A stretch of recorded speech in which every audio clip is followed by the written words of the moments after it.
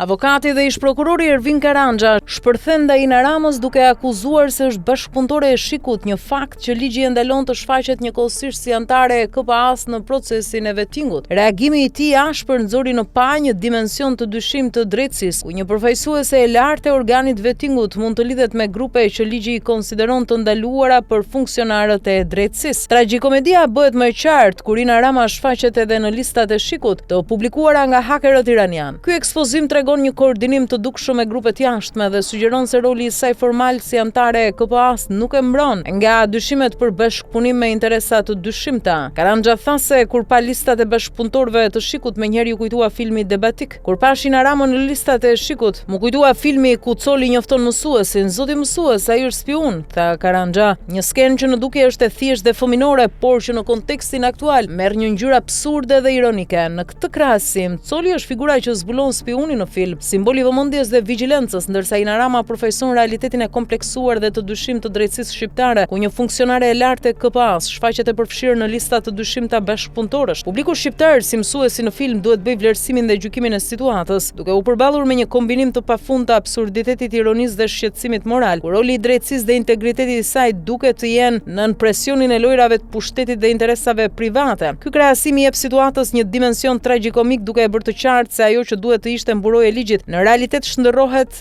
në pjesë të një skandali që publiku duhet të interpretojë dhe gjykojë vetë. Ervin Karanja nuk i kurseu fjalët edhe ndaj anëtarëve të tjerë të KPA-s, duke i cilësuar të paaft dhe ironizuar mbi pasuritë e tyre që i quajti të pajustifikuara. Deklarata e tij nuk ishte thjesht kritike, por një shpërthim i fortë publik që e paraqet një institucion të rëndësishëm të drejtësisë si të paaft dhe të kapur nga absurditeti, ndërsa publiku mbetet dëshmitar i një skandali moral dhe politik. Karanja deklaron gjithashtu se anëtarët e vettingut janë të paaft, duke i kritikuar ashpër për mënyrën se si po e ushtrojnë detyrën. Ai thekson se jo vetëm që mungon efikasiteti, por edhe vendimarrja e tyre është e dobët, duke nxjerrë në pa një kapacitet të kufizuar për të mbrojtur ligjin dhe integritetin e drejtësisë. Sipas tij, kjo paaftësi shfaqet qartë në vendimet e diskutueshme dhe në mënyrën si trajtohen çështjet, duke i lënë institucionet e drejtësisë të ekspozuara ndaj dyshimeve dhe manipulimeve. Ai shtoi më tej se anëtarët e vettingut kanë pasuri të pajustifikuara, duke i kritikuar ashpër për mënyrën se si kanë grumbulluar këto pasuri. Sipas tij, kjo tregon jo vetëm një mungesë transparence, por edhe mungesë integriteti në funksionin që ata ushtrojnë, duke i shndërruar në persona të dyshimt për publikun. Ish prokurori thekson se pasuritë e tyre nuk mund të shpjegohen ligjërisht edhe nuk korrespondojnë me të ardhurat e deklaruara, gjë që hedh dyshime mbi objektivitetin dhe besueshmërinë e vendimeve të tyre në procesin e vettingut. Karanja e përdor këtë si një argument për të nxjerrë në pa dobësitë e sistemit të drejtësisë dhe mungesën e kontrollit mbi institucionet e larta. Ai gjithashtu edhe akuzat forta edhe për çështjen e Lulzim Bashës, lidhur me rrugën Durrës Kukës. Si ministër, Basha ishte akuzuar për korrupsion për këtë projekt, ndërsa Ina Rama në rolin e saj si prokurore e përgjithshme e mbylli çështjen duke përdorur një procedurë për shkelje afatesh, duke shmangur hetimin real dhe duke nxjerrë në pa lidhjet e dyshimta mes politikës dhe drejtësisë. Karanja thekson se kjo ngre pyetje serioze mbi integritetin e organit të vettingut dhe i shton dimensionin politik skandalit, duke bërë që gjithë episodi të duket si një komedi absurde me pasoja reale.